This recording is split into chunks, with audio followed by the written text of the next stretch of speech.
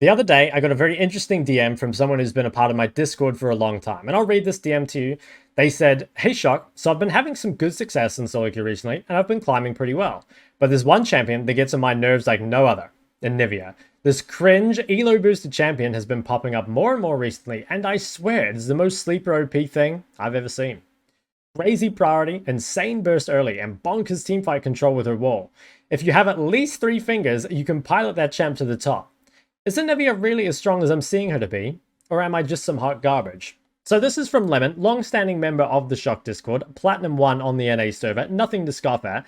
And I get complaints about champions all the time, right? And normally I give them some advice on how to deal with the champ and kind of send them on their way. This one was different though. I mean, this message had some very bold claims about Anivia in it, so I thought, okay, you know what? This one warrants a little bit of investigation. So Syndra versus Anivia, it's an interesting matchup, and something I always see, right, is that when people complain about different champs, right, a lot of the time it says something about them. For example, if someone complains about a champ like, I don't know, Hecarim, it might say that, okay, you know, maybe you're not very good at placing your wards down at good times or something. Maybe you don't get wards deep in the enemy jungle, right?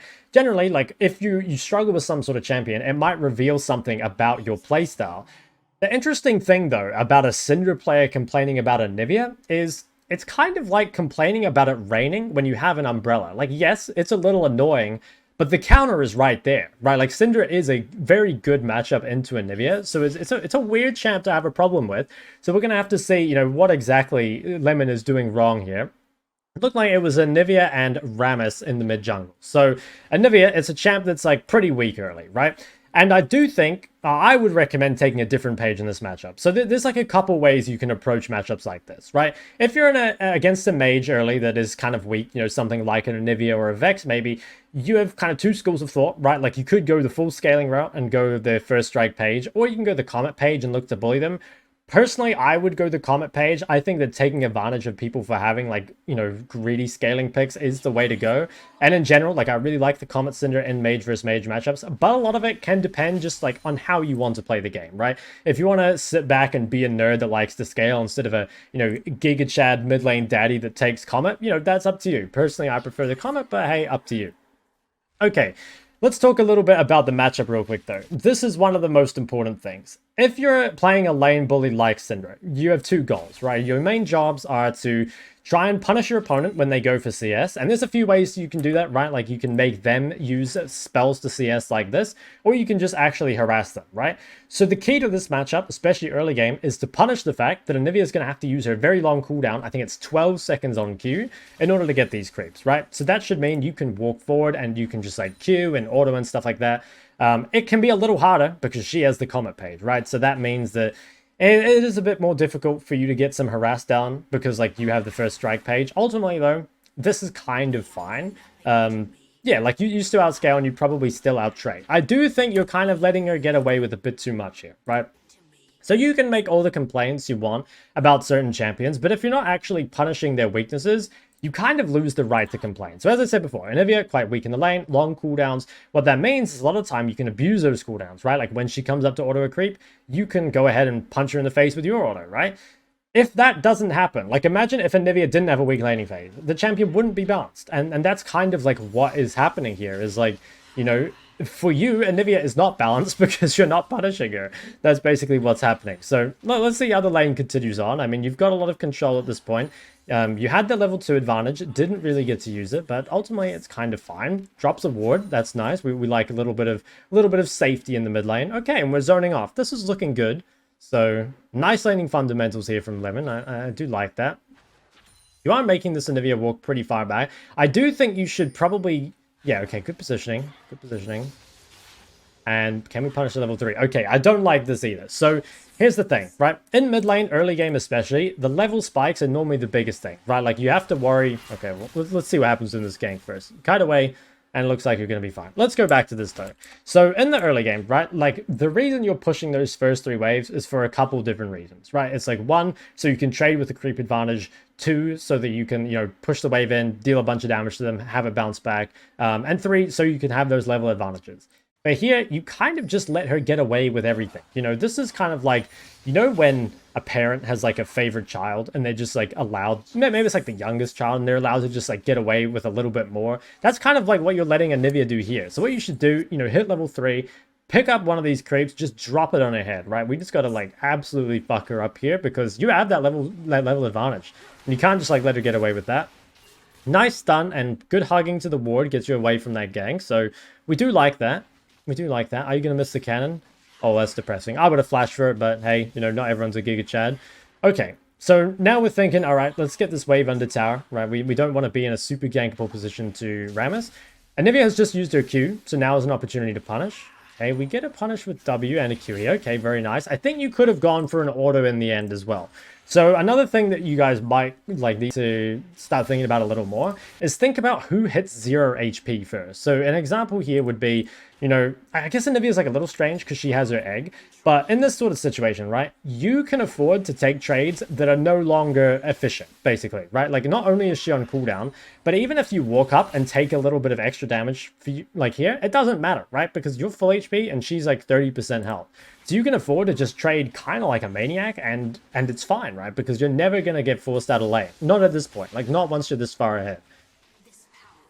So it's very important that, like, not only are you looking to abuse those advantages you have, but also, you know, really look to take advantage of the times where your opponent just is so low on health that you can just completely zone them off. Here would be another example, right? Like right now, this is when you really need to just like whip your dick out, you know, like slam it on the table. You need to let this Anivia know who's in charge, right? Like you need to get past the wave and make her feel like she just is not allowed to CS anymore. Because I think what should be happening at this point is like, even if Anivia trades her full combo into you, if you just trade it right back, like you will end up ahead just because like she is going to be lower. She's going to run out of mana first. Obviously you both have TP, and that can be another thing to factor in, right? Is like who the TP actually benefits. I would say it actually benefits you because like Anivia has to buy a tier on first base, whereas you don't. So you can actually buy better items, right? Like you could buy a Dark Seal and she would buy a tier and that would have you ahead. So even if you both get forced out of lane, that's better for you, right? And you can see here, like when you actually take those trades, they're very, very good for you. So I think you can be more aggressive here. I think that would be definitely the way to punish. And again, like a lot of these champions that people do complain about kind of reveal something about them. And I think for you, it's that you probably aren't taking as much control of the laning phase as you should. And well, that is just making you, you know, have a bit of a tougher time. So here, I think, again, more aggression. We need more here. This is like, if you're this far ahead, right, like your opponent cannot possibly stand up to you. What you do at this point is you literally come and stand up here. To me, this is like the most fun part about mid lane. It doesn't happen very often because I get ganked too much, but something you like, it just feels so good to be standing between the enemy mid and their creeps. It actually feels like intoxicating. Like I swear it's like the best feeling in the world. If you can get that and just having that much power of the enemy mid, oh my god, it's such a good feeling. So I think you are letting her get away with a bit too much here. So it'd be nice to see you just absolutely rail her for coming up. And I don't really like this that much either. So another thing to be careful of, right, is in League, a lot of the time, using your cooldowns can actually be less pressuring than holding them. And the reason is because if you use your cooldowns badly, you immediately lose all the threat that you would have had, right? Whereas like if you hold your cooldowns, you end up like creating threat that whole time. So if we go back to this, right? When you come up to this tower and you just like immediately use everything to zone her off, it's probably the wrong way to do it. I'd say like walk up, hold your cooldowns while she's trying to CS these, try and psych her out, you know, get a real shaking in her boots. And then, actually, Anivia doesn't even have boots, right? Yeah, no, she doesn't have feet. Okay, well, anyway, make her scared, and then, yeah, make her zone off those creeps, and then once the creeps are almost dead, then you can commit your cooldowns. I think that'd be better. But let's see. Now the wave is coming back out. This is looking good. I mean, you have a big health advantage, so it should be pretty nice to freeze this wave on your side. That's what I would... Ooh, yeah, not a huge fan of that. I mean, it's okay. Look... You can tell Lemon's not a surfer with this wave control. I'll say that because here's the thing, right? When you crash a wave onto the tower, your main goal is like you build up a big enough lead, the wave comes out, and then you freeze on your side of the lane, and then your opponent can't really do anything, right? It's frozen on your side. You can easily like chase him down. The problem with trading in a spot like this is even though it's a good trade, it ends up ruining the wave. And you don't actually have kill threat on her here, right? Like even if you popped her egg this far up in the lane, you wouldn't get a kill. Whereas, like, if you pop her egg where she's, like, this far up in the lane, there actually is a pretty good chance you get a kill. And then you end up just, yeah, completely unfreezing this wave and shoving it back into the tower. So I really don't like this. I think that, you know, despite the sort of poor early game, you still ended up with like a pretty good health lead. And you should have been able to use that to then extend your advantage. I mean, you actually base with like a lot of gold over your opponent anyway. But it's kind of lucky, I feel like. I don't think... I really think the wave control like wasn't good enough. And I think you could have done quite a bit better there. Okay, let's talk about something else here. So, as you can see, enemy mid-jungle... Oh my god, okay, it gets worse. It gets way worse. Okay, let me just see this again. So, the enemy mid-jungle is Anivia Rammus. The enemy bot lane is Karthus Zillion, and then they have Cassante. So, you guys have probably seen me complain about this a lot, but when the enemy team has lots of AP, that suggests that you should buy some magic resist at some point. And there's different ways to get magic resist, obviously. You can buy a null magic and you can sit on it. That's kind of that's like the Giga Chad based shock pilled way of doing it, I think. If you're more of a virgin, I mean, you can buy Merc Treads, you can buy Banshees. Like, these are all options for you. I think this game, like, Banshees second can be pretty good because, again, like, it's good against Karthus. It's good against the rest of these. At the same time, I think buying magic resist early, you don't necessarily need it if you play around it well, especially once you're ahead. Like, I think if you're ahead, you don't really need it. But at the same time, if you ever die to a Rammus and Nivea gank and you don't have Merc Treads, then that's basically why, right? Like, this is saying that you are alpha enough that you're just going to play around it and not get ganked and you're just going to position super well. And, you know, I fuck with that. Like, if that's your attitude towards it, I think that's like it's a bold way to play the game, but honestly, it's like a really good way to teach you your limits. That being said, it would be a hell of a lot easier if you just went Merc Treads, because again, this is a double AP mid jungle, so the magic resist is valuable, but more importantly, the tenacity is really valuable too, right? Like, both Anivia and Rammus have CC. Anivia is also a skill shot champion, so the movement speed is really, really valuable. And I think going magic boots this game is a pretty big mistake. I mean, this is, despite having the... Yeah, it's kind of like going to like a math exam or something, right? And it's like you're permitted to take a calculator with you. Like, the solution is right there in your runes, but you just don't take it with you, right? And it's weird because like maybe you're thinking you're like, yeah, maybe your approach was like, okay, I'm such an alpha, I don't even need boots versus Anivia. And again, you know, that's kind of shock pilled. I kind of fuck with that. But then again, like, if you're complaining about Anivia, right? Like, you can't complain while ignoring the solutions or the things you have to deal with it right in front of you. So, I don't know. It's weird. But let's see what's happening here. I mean, you come back to lane with a very big item advantage. Again, just get between this Anivia and the creep wave, right? Like, if you're really scared of Rammus, you can go drop a ward over the wall. But honestly, I don't think you need to. Like, right, look how low she is, bro. Just, like, walk up to her. Just fight her. Just, you know, whip your balls out and drop them on her. That's what I'm saying, okay? Like, when she's positioning like that, when she's like that far up, you can just pop her egg there, and then you can like pepper her in the meantime. Okay, wave being frozen is good. Like, this is a good spot for you to be in. The problem is, like, I think you had like an opportunity to get the egg there, because against Anivia, you kind of need to... Well, she's got like 3 health bars, right? She's got like TP for 1, her regular health bar, and then the egg. So you've got to get through all those, which is like a lot of sustain to get through. And I think it would be a little... Yeah, I don't know. I think I would have just tried to pop her egg there, and maybe you can get a kill when the wave is frozen like this. And it's, and she doesn't have egg, so that's what I would be thinking. Ultimately, though, like, you're in a pretty decent spot. Like, the wave is still frozen, Anivia comes back. Okay, let's see what happens here. This, I can agree, this part of Anivia is kind of frustrating. Like, if Anivia gets to the point where she is allowed to just, like, ult your waves, it is really hard, right? Like, you can see you're just forced to flash. But this is mainly because you haven't taken advantage of her in the, like, in the windows that you could. So at this point, like, this is, Anivia has hit Catalyst without being, like, forced to... Like, she is down CS, right? She's down a bit of CS, but she hasn't been forced to, like, lose flash. She hasn't been forced to lose passive. She hasn't, like, had the wave frozen, you know, like, really far up in the lane for a really long time. So now you're in, like, a really tough position, right? And if we're forced to burn flash 1v1 in a winning matchup, look, I'll tell you, Lemon, something's gone really wrong, right? So this is, like, a couple things. There is a little bit of, like, Syndra-esque combo to this. So just generally... Like, when you get to this stage of the game, ideally you want to stun with 2 balls rather than 1. So you want to, like, drop 1 ball on the ground, leave it for a while, pick it up with W, and then go for a double stun. But I can already tell, this is, like, kind of the beginning of the end for Lemon. Because if you lose flash to Anivia, it becomes very, very difficult to play.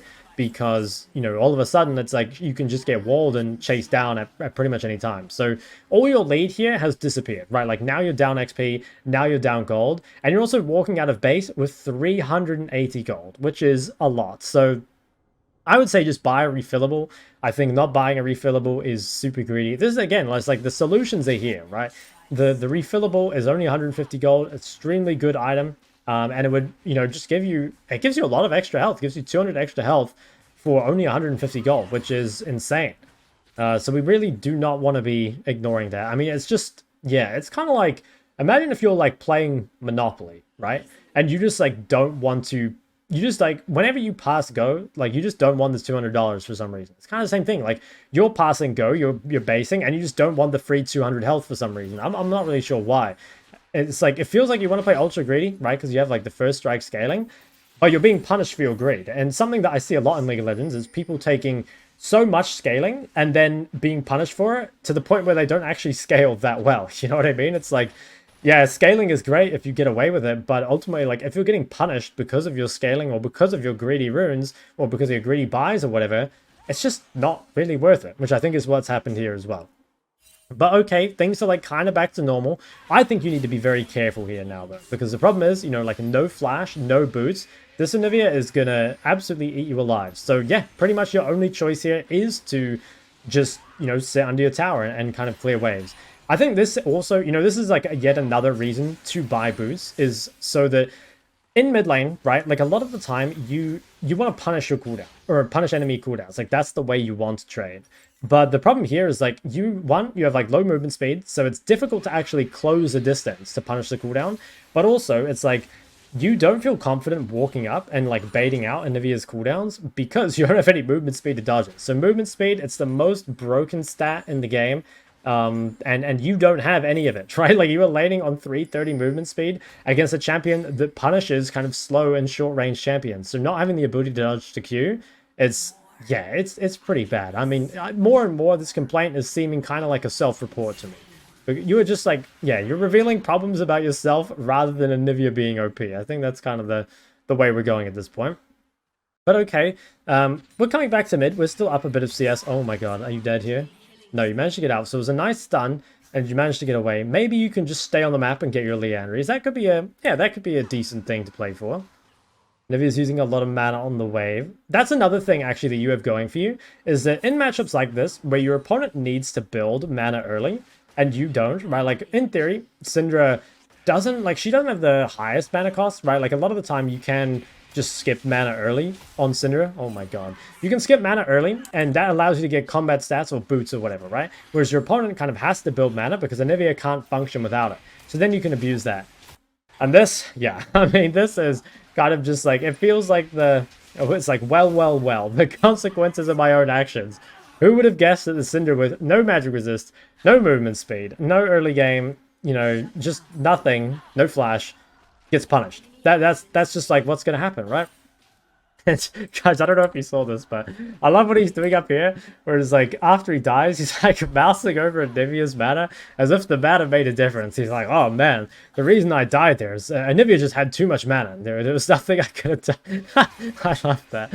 I'm sorry. This is Look, Anivia, again, she does have a lot of mana. It is annoying playing against this sort of priority, but the reason she can do this is because you aren't punishing her for it. Ooh, and then we basically go to Lucidity Boots. Okay, I don't like it. I think Lucidity Boots, again, it is the default option on the Syndra, and I think it is better than Sorks because you do have a Talia, but I really think, especially given that you were 0-1, I would just buy the Merc. I think at this point, like, you really need to make sure you don't die, and I think there is a very good chance that you get ganked again by Rammus, or you get ganked for the first time, I suppose. I guess you got ganked early. But basically, right, if you're the enemy team, typically, especially someone like Rammus that is kind of weak at the moment, the way they get back into the game is by farming the weak link. And right now, you are the weak link. You have just painted like a giant target on your back, saying that, like, I'm free kills, basically, because you are by far the weakest person. And so you can expect Rammus to pay you some visits, right? Because you're just super vulnerable.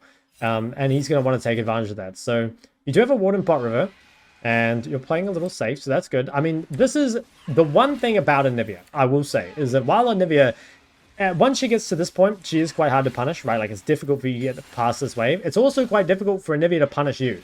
Anivia is not very good at roaming, and you can just sit under the tower, right? Like, you don't necessarily have to contest that. And yeah, looks like we're running into... Oh my god, I'm seeing what's going to happen here. Yeah, you get CC and you die. Okay, bunch of things happening at once here. So first off, like if you're this weak, and especially after you use your E, now it's time to chill, right? Like you just invested your most important cooldown, now you can just like back off. Second thing is be really careful trading when your jungler is making a play somewhere else on the map. So not only are we already expecting to get ganked by Rammus, but your Kayn is making a play top. So what is Rammus thinking? He's thinking, well, I know that there's like no jungler that can be here. So you're just a Syndra, you know, walking up alone on the mid wave. And yeah, you're kind of just asking to die at this point, right? And it looks like you were actually out. You used your flash. You would have been able to disengage. Once again, you commit your stun forward. Now you just like need to chill, right? Like if you have Merc Treads, you get like an extra chance here to do stupid shit. But ultimately, like you are fine if you just back away. And then you end up walking up and die. Dude, I love this as well. So you can see, look, he's mousing over the Catalyst. Like once again, Anivia is too tanky. I just can't kill her. I have bad news for you, buddy. Anivia still had egg. You know, like even if you put her into egg, what does it change here? So I don't know. That was it was pretty int. I think you probably realize as well, but I don't think it's fair to complain about her having Catalyst. You know, it is an annoying item, I guess. Like it's a very good neutralizing item, but once again, you kind of just like it was like a whole bunch of mistakes all at once, right? Like trading without E, I think walking too far up once you'd already used your flash, making a play when your jungler was like making a play top. It was a lot of things all going wrong at once. Oh my god, this Kayn is level 8. He was level 7 there for a moment as well. Okay, we walk out of base, 950 gold. That's a lot of gold to walk out of base with. At the same time, you don't really have anything to buy.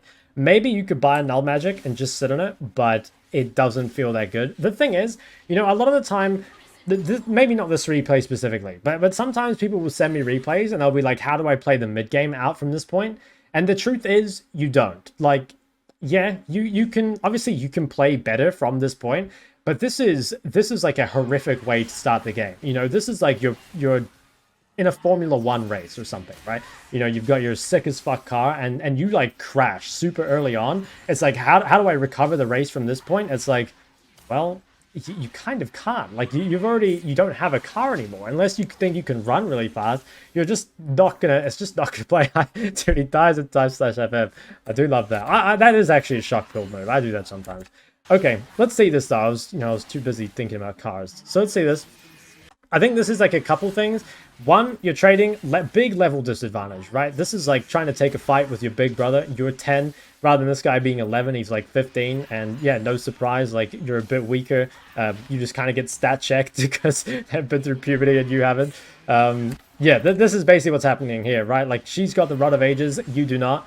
You do not have a mythic and you just kind of get absolutely blasted. I think, you know, going for a small trade when you have stun is fine. I think after that, though, you just need a dip. Like, yeah, this is fine. Once you start clicking back forward, though, like, you really have a death wish, right? Like, you are really asking for it at that point. Especially, again, like, with Merc Treads, you can get away with doing dumb shit. But at the same time, you could just stop doing the dumb shit. So, yeah, another solo kill. It's not the greatest. That being said, you do have your Leandry now. So you're actually in, like, an okay position. I think there is like a chance for you to carry this game, right? Like Syndra does scale very, very well. And I think you also scale quite well in their comp. You've got the scaling set up. So perhaps despite this, you know, pretty, I was going to say weak early game, but really it's like an absolute disaster of an early game. I think there's a chance you can win. I really do think there's a chance you can win. So we'll see. Immediately forced to just base TP. Oof, that feels bad. And again, like Anivia is balanced around being weak early, right? Like as Syndra versus Anivia, you're expecting to base consistently with more gold. You're expecting to hit Mythic first. You're expecting to be, you know, level 12 versus level 11. But all that is just reversed this time, right? Like she's the one holding these advantages over you. And guess what? If Anivia is ahead of you, she's not balanced because the champ is balanced around being slightly behind. And especially like as Syndra, like Syndra is very busted right now. I think everyone knows this. Syndra not only scales well, but also has the ability to just like really, really hard win the laning phase. And against Anivia is no exception, right? Like, in fact, Syndra does very, very well into Anivia, I think. Unless you fall behind. Okay, you know, Shoves mid is getting the Herald, you know. Despite falling behind, Lemon is still a team guy. And I can respect that, right? You know, there's some people that type FF and then just have actually given up. And there's some people that type FF, but they're still willing to play, right? And I think you know, Lemon, he's an upstanding citizen. That's what he's going to look to do. That Anivia is very low, so you could maybe fight. You don't have the mercs, but I mean, I don't think you'll die here. Oh, I'm a bit worried. Oh, this is looking rough. This is looking very rough. Holy moly, you just got one shot by the Karthus. Okay, so lots of things happening here. First off, it's probably that MF is currently bot lane and Karthus is not. So that means like you're taking this fight at a numbers disadvantage. Generally, when you're this far behind in the game, you really want to fight only at a numbers advantage, right? Like you really want to be waiting for you to have more members than they do to look for fights. Because if you don't, it's like, well, not only are you weaker, but you also just have less people, right? And here you're kind of just getting like not only people gapped, but you're also getting wallet gapped. They just have more money. I mean, look at this. This is a level 13 Cassante with like 3,000 health or something. And that Karthus Q just did 500 health. So probably what you need to do here is just realize like, okay, MF is behind, so she's never going to get priority over bot. So all you really need to do is just keep farming, right? And this is, again, a thing that comes up like super often is people will often tell me, you know, like, I feel like we're really behind, so I need to do something desperate to get back into the game. And a lot of the time, this isn't the case, just because in solo queue, like, people throw all the time, right? Like, people are non-stop throwing the game. So pretty much what you need to do is just be ready to catch that mistake. Like, keep farming, wait for them to make the mistakes, and then you'll be in, like, a really, really good position.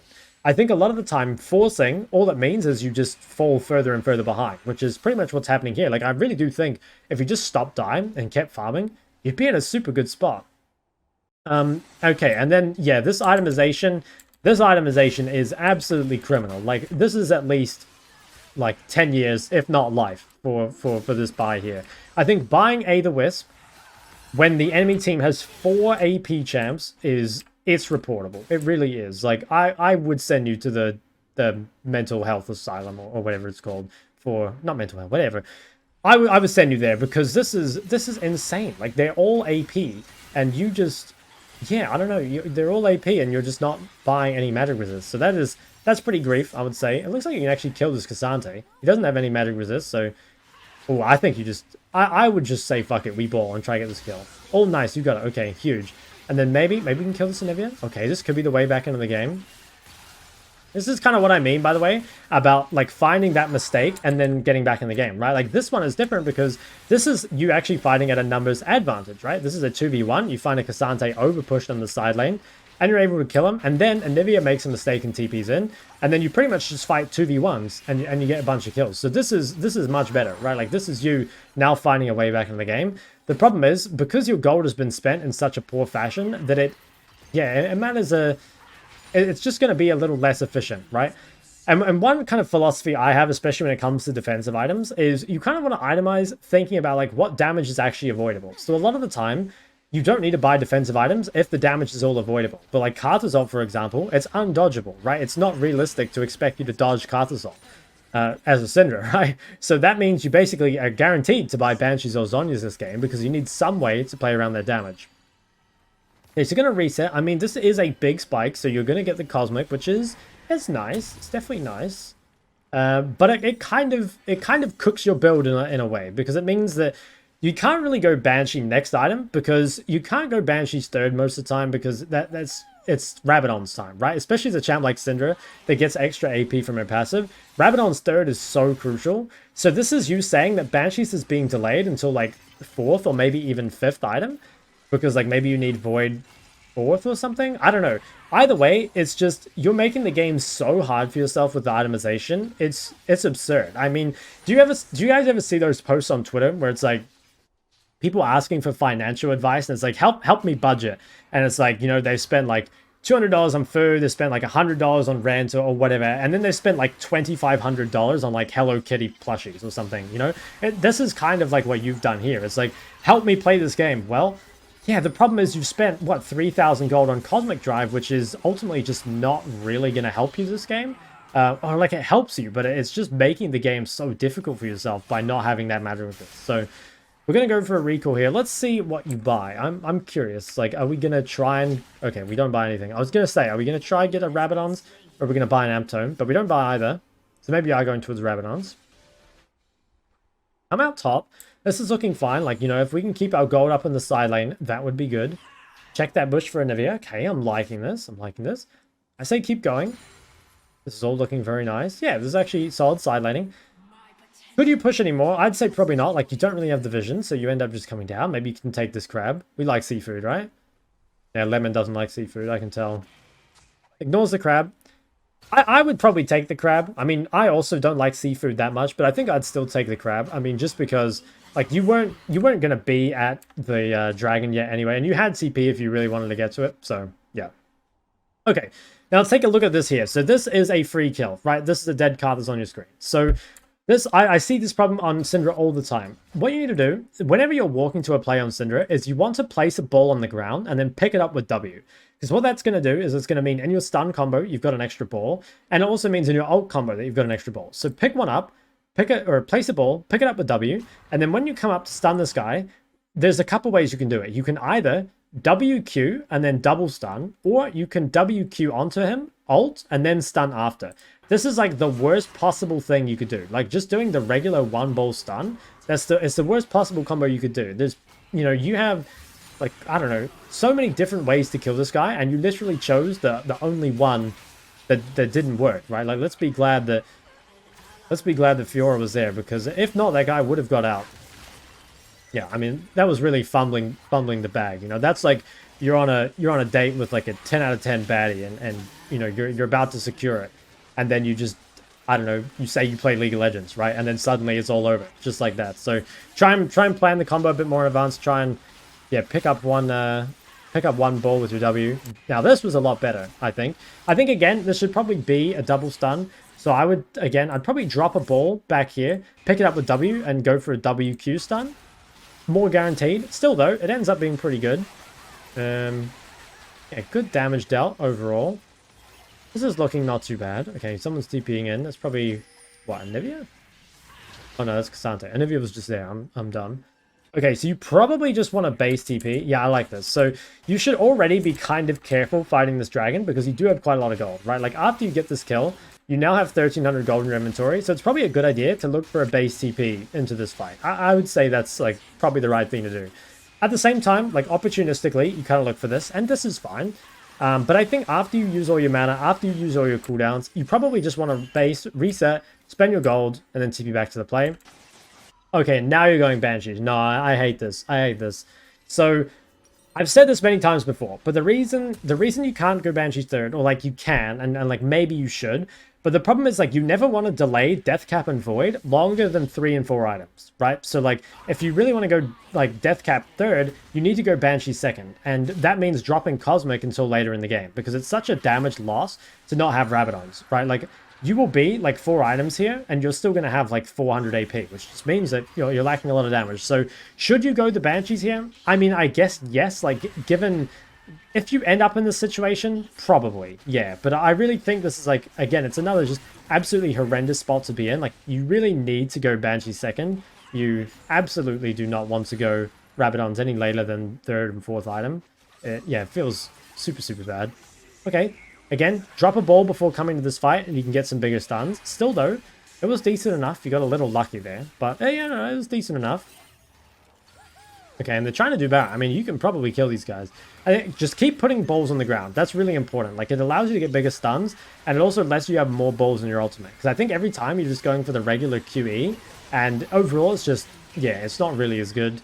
I mean, you kill their junglers, so you probably put a stop to this, which is decent enough. Oof. When you have the Banshee's MR, but you do have to flash, yeah. Okay, and then because you have MR, you don't die to Karthus. You live? I think you live, barely. You live on 27 HP. That is a magic resist difference. Would be a lot nicer if you bought it early. Another thing as well, forgot to mention, if you need to if you're buying defensive stats, right? Something like a Banshees or MR in general, generally you do want to buy it before you need it, right? Like I think you started buying MR once you already had like 3 or 4 deaths, and that generally means that like you probably should have bought at least some defensive early, like magic resist or whatever, because you know, defensive stats in this item, it's a preventative measure, right? It's like you can't start using protection after you've already had the baby, right? Like it's kind of same sort of thing. It's like if you buy defensive stats after you've already died a bunch of times, a lot of the time people will be so fed that it doesn't really matter, right? Like you're already too far gone at that point. So I would have said, I think definitely buy at least a null magic in the early game and just sit on it. and then ideally go Banshee second, and you'll look like you're in a much better position, I would say. So we come out bot. We're going to do some nice side laning here. We're going to hit this tower. Should be able to take it in the side lane, I think. Yeah, do need to be a bit careful, like bot lane without TP, but I don't think anyone was on the map yet. So nice, get the Banshee. And now, do we need a... Yeah, so this is really awkward. This feels really bad. Because if you look at the itemization required now, it's like, this guy is starting to build magic resist, and Rammus probably will too, so you probably need a Void next item if you ever want to kill Cassante. But the problem is, are we really going to delay Rabadons till 5 items? I would say no. So I think you'd still go Rabadons here, but again, this feels really bad. Just like the bad itemization, I think, is punishing you time and time again. But okay, come back on the map with level 15. Don't you dare. Not another fucking one ball stun. This has to stop, okay? I'm getting pissed off now. You gotta place a ball with your Q here, pick it up, and then just come and go for the double stun, right? Like, or ult him into stun. I always see Syndra's like over rely on QE rather than just using alt stun or WQ stun. Like you pretty much only want to do like the one ball stuns when someone is like literally max range, and you know you're not going to hit them otherwise. Or maybe like if it's unexpected or something. Or maybe if there's a ball already on the ground. You know, there are other things you could do, but I think just like regular QE stuns are generally the worst, I would say. Okay, here what are we doing? So we're pushing up mid. This is a little risky. I think you're okay though. Yeah, just be a little careful doing this because your team is making a play elsewhere on the map, right? This is, yeah, your team, yeah. I don't know, you do have to be a little careful. Like, you're not necessarily in, like, a ton of danger, but it's just kind of, like, a risky thing to do, right? It's like, kind of like just not wearing your seatbelt. It's like, you know, you can, like, get away with it a bunch of times, but you should be kind of aware that what you're doing is, like, a little silly, maybe. Like, if you can get this tower and get away with it, it's fine, right? But again, like, your top and jungle are making a play top. You didn't see anyone on the map at all, and, like, Talia was in base. I think it's a little scary, but okay. I mean, you get away with it. Come back towards the drag. Or the big drag. What's going on here? Okay, so we don't have any balls on the ground. I'll probably stop harping on about it, because obviously you can't hear me right now. Alright, we take out the Rammus. That's looking good. I mean, you've actually come back in this game pretty hard now. Like, you're 6'4". Almost as tall as Shok in real life. I mean, you're getting there. I am a 10-foot alpha. Okay. Alpha solo kills your Talia. That's a little sad. Alright, you probably need a recall. Yeah, it's not easy. Like, kind of want to recall and answer Karthus. At the same time, like, yeah, you kind of want to be around Baron. Yeah, you don't really have good options at this point. That's kind of the reality of being behind in League of Legends, is it feels pretty bad. Yeah. I think now back off. Like, it was fine to play aggro for a bit there, but I think once Kayn recalls to go to Karthus, then you probably need to back off a bit. So I think, again, you played pretty aggro at bad times. I mean, you do have flash. Can you get out here? Maybe? Yeah, I think you can get out, but you were forced to flash. So you have a big problem with playing aggro at the wrong times, and it's really punishing you. Like, something you've really got to do is just... Oh my god. Okay, you got away with it. But something you really got to do is, like, consider what your teammates are doing, and just know, like, what times to play aggro and what times not to. Because, like, you should always be playing as aggro as possible without dying. But the not dying part is pretty key, right? Like, if you're walking up and dying pretty often, then that feels very bad. Okay, so going towards the death cap, I like that. I also kind of like that you didn't buy Medjai's, because I think, given your track record this game, it probably wouldn't have been the best purchase. I think also buying Medjai's with no flash is a little risky. Okay, we TP on the map. We secured the dragon. Push mid. Oh, this is looking good. I'd say now just, like, mainly try and farm the death cap, and then we're in a super good position. Oh my god, you got lucky there. Okay, 200 gold to death cap. This is looking very winnable. I'm actually curious, like, how you lose, because I think despite how awful the early game went, so, like, you're actually in a, like, pretty good spot now. Let's see. Ooh. Yeah, you're very close to Rabadons. 20 gold. I mean, even if you die here, I think it's probably fine, as long as they don't get Baron. Actually, that was a 700 gold shutdown. Okay, it wasn't fine. Let's go back a bit. So I think, you know, we get the kill here. This is looking good. I think at this point, again, main goal is just to farm for a bit. So, like, Fiora's dead, Kayn is doing camps, MF's pushing bot.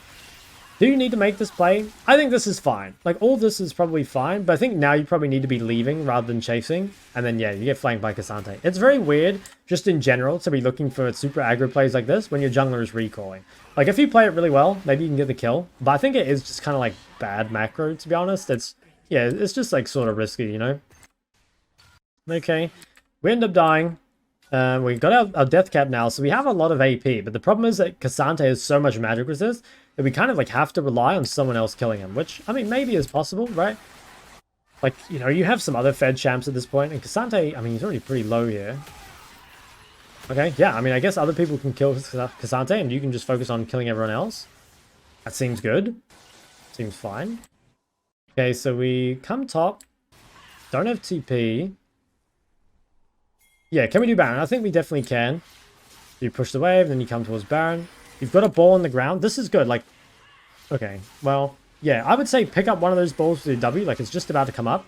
And then again, you come into this fight with an extra ball. Don't do it. He's going to do a regular QE stun. I can just tell. No? Oh, okay. First time. Nice. That's good. That's really good. You should do that more often. I'm impressed. That was good. Okay, so anyway, we get a kill. Come in and shove mid after. Oh no, back to regular QE stuns. Like, you can kill this Anivia. You can just double stun with WQ, and it's really hard to dodge, especially for a champ like Anivia that's pretty slow, right? Like, how can she dodge? Like, see, if you just place them... Oh, let's go back, right? If you place right here, you place one ball here and the other ball here, and just stun off them, right? So, like, W here, Q here, for example. It's going to be really hard, and then you just walk up and kill her, especially because your stun's going to cancel her ult. That should be a dead Anivia. I think so. At least we know that Lemon's an animals' right activist. He'll never hurt Anivia. He doesn't. He will not hurt the birds. Okay, he's resetting. Sell Darksteel. Ooh, yeah, it's a hard choice. Like, selling Darksteel for Blighting Jewel probably is the correct choice. But that really hurts. That does really hurt. Okay, come back on the map. I think you have to clear this top wave and then probably TP to Dragon. I think that's probably the play. Yeah, you can probably push one more. Just be a little careful because you don't have any vision right now. I think probably they were bot side though. Yeah, okay, so you see them on Dragon, so you feel fine. Start walking down. Okay, I don't really like this that much though. So like, yeah, you can't TP on that wave. Later in the game, your TP becomes less valuable, right? Like earlier in the game, you kind of want to hold TP to allow yourself to side lane. Oh yeah, okay, you TP mid. I think you should have TP'd bot, but I like that you invested TP. I was going to say that holding your TP isn't that valuable. I think you should have TP'd bot. But honestly, like this is still okay. I think you can still get this fight in time to affect it. Sadly, this is like the one guy you don't deal damage to pretty much. I mean, he altered. Okay, yeah, I guess you deal damage to him. Actually, yeah, you have the Blighting Jewel. You do deal damage to him. Okay, so we got some kills. Hopefully we can get the Dragon. Is there a way we could have killed Zillion? No, he's too fast. Okay, Kane's doing drag. No Anivia in there. We do a bit of mind sweeping.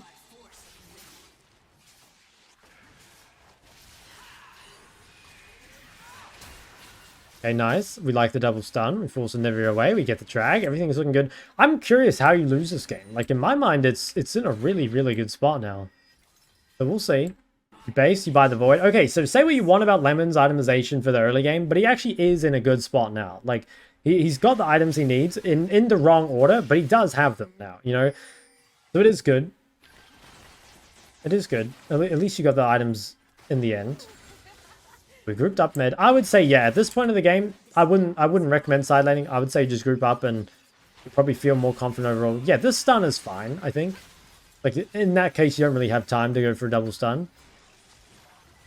Yeah, don't let them do this. Okay, we get one to Rammus. Fine. I'm kind of glad you held the ult as well. I think it's probably better to ult someone else. Maybe Cassante. Okay. One ball stun, but it does hit. Probably... it probably was not... Oh, I don't know. You could have ulted that guy. Holy shit, that guy is fast. What? You could have ulted that guy, but he had Zhonya's as an ult, so maybe it wasn't worth it. Okay. We probably need to... this is awkward. This is very awkward. I think you probably... Here, you need to... So when you're doing Baron and Syndra, it's actually pretty hard, because like most champs are either good at DPSing Baron, or they're like good at zoning. Like, you know, Assassins are good at zoning, but not DPSing Baron. For Syndra, you're actually good at both, but I would say the thing to do here is to kind of place your balls like Caitlyn traps, you know, just like cover this area, and then you can drop like extra Qs on Baron every now and then, but really like try and make sure this area is held, because the fact that they're able to just like walk up feels very, very strange. And I think once they are able to walk up, like there's nothing you can do, right? Like even though you guys did DPS the Baron, now you guys are so low. I think you just all died to Karthus here, right? Yeah, okay. So does the game just end here? I mean, doesn't look like it. I really do think the biggest mistake, though, was... I mean, you could have altered this guy if you really wanted. I do think, though, it's just like, here you play the zone. You've already got enough Baron DPS. Probably don't need to be playing for... Yeah, for hitting it. So anyway, we all die. That sucks. It honestly could be worth, you know, like, let's say you'd built Leandri's, Banshees, Rabadon's Void. Like, maybe it is actually worth going Zhonya later in the game, even though they don't have any AD, really. Just the Zhonya's is actually really good against Cart Assault. Like, if your Banshee gets popped by something else, having Zhonya's just to get rid of all that damage can be pretty valuable. So, it's something worth thinking about. Is it actually required, though? I mean, not if you can keep your Banshee. That's the thing. Obviously, like, you don't really buy Banshees for the spell shield, but, you know, it adds a little bit on top. Okay, nice stun. I think, again, like, you've really got to stop this. And honestly, this is, like, not just a Lemon thing. Like, every Syndra I coach just never puts balls on the ground. Like, I don't know, what's the aversion to this? Just make sure you're placing balls early and then double stunning, or just, like, ulting and then stunning, right? Just making sure that your stuns are always more than, like, one ball stuns. Oh, we could be in trouble here. No flash. Oh, he didn't die to the execute either. Okay, we're fine. Dude, look how many balls are on the ground. Yeah, see, you can just, like, stun the entire lane when that happens. That feels so much better. Oh my god, your Talia just tried to kill you. She ulted you into the Anivia wall. Into the Anivia ult, I mean. Okay, we base. God, what a game. What an absolute game. So back on the map. Dragon is spawning soon. Can we path to this? Looks like we can. So we don't have flash for 45. Fiora's not here. Talia's still dead. We probably want to wait. Like, I think you definitely don't want to fight this before the rest of your team gets here. You can look to poke. You can look to set up your balls, again, like Caitlyn traps. But be really careful going too far up. Yeah, just be... Yeah, like this might... Yeah, oh no. You die here? Okay, yeah. So that's pretty much this fight GG. So here, right... Like, whenever you come to team fights, you want to be thinking about, like, threats to you, right? And so, like, the biggest things to you here are, like, Rammus, Cassante, pretty much. Or maybe, like, Anivia. So you see Anivia, but you don't see Rammus or Cassante. So you don't really... You're not allowed to walk up into the river like that. You don't have flash, and your team wasn't here. Like, if you do this, like, 15 seconds later, it actually might be fine. Because you have Talia and Fiora to peel you, to protect you. But here, you don't, right? Yeah, no, you rush too much, I think. And that punishes you in a really big way. Yeah. So you die, and now your team kind of has to fight this without you. You know, if you're alive, you will actually have, like, a lot of impact in this fight, right? Especially, like, here, for example, when people are focusing MF, that's a chance for you just to deal, like, tons of damage for free. So I think being patient, I mean, it's one of the most important things in League of Legends, and honestly, in life, right? Like based in Shok Pill, but you know, I always think this, right? Like when people are like on the plane, right, and you know they really want to like get off the plane at like 5 seconds faster, and then they have to wait for their baggage anyway. That's kind of you right here. Like, your teammates are here in 10 seconds. Like, what difference does it make if you wait another 10? Like, you can't hold this position anyway. You're still waiting for your Fiora to get off the plane, or to get put on the conveyor belt. But she's not quite here. And then, yeah, so... everyone dies, I think, right? And is this their soul? No, okay, it would have been your soul. So that's maybe why you felt hasty about it. But honestly, I think you just chill. And, like, you would have gotten it. Then, yeah, okay, come back on the map. On the map. We have control over Baron. So, again, look at your map. Like, the team is not here, so you don't need to overpush. This should be a winnable fight, though. Like, if you wait for your team, if you have flash, if you keep your Banshees and don't lose it randomly... this is a very winnable fight. So let's see. Got some balls down. Okay, nice. The Banshee's going to eat the Cart Assault. This is like a perfect fight so far. This is like exactly how you want to start. It could be that your team is too far behind that like you can't actually win. And then you get one shot. Yeah. Okay, so that's unfortunate. I mean, it is at the stage of the game where, you know, if someone comes and hits you with anything, you pretty much just explode. I think even with Mercs here, you know, you probably don't get out of this in time. And it's hard to respect this because the Anivia is sped up a lot. I'd say here it's probably that like you are kind of frontlining, right? Like your tank, which is your Kayn right now, is pretty far away. And you're also quite split from your other carry, which is MF. So yeah, probably like a positional mistake. The thing is, I don't really mind this death that much because there's so many things that have happened before this that is so much... like, sure, this is like the thing that ultimately ends up losing you the game, but there were so many decisions before this that would have made the difference between winning or losing, right? So at the end of the day, does that death really matter? I would say no. I think it's much better to improve on all the other things. So yeah, this game is over. Let me go back and read that message again. I need to read it again. So what was it again? Cringe Elo boosted champion has been popping up more and more recently. It's the most sleeper OP thing I've seen. Crazy Prior. Okay, first off, Anivia shouldn't be able to get Prior. The only reason she got Prior is basically because you let her. Insane burst early. Like, yes, sort of. Like, okay, Anivia, when she goes Electrocute Ignite, does have a lot of burst early. But I swear that's, like, not what happened this game. Like, what happened this game is Anivia rushed tier Catalyst. Like, if you were complaining about Anivia being too tanky early, I could kind of see that. But I think Insane burst early doesn't really make sense, especially coming from a Cinder, right? Like, I feel like a lot of these complaints are very rich coming from a Cinder, right? Crazy Prior, something that Cinder has. Insane burst early, something that Cinder has. Bonkers teamfight control with her wall, exact same for Cinder with stun. So this is really...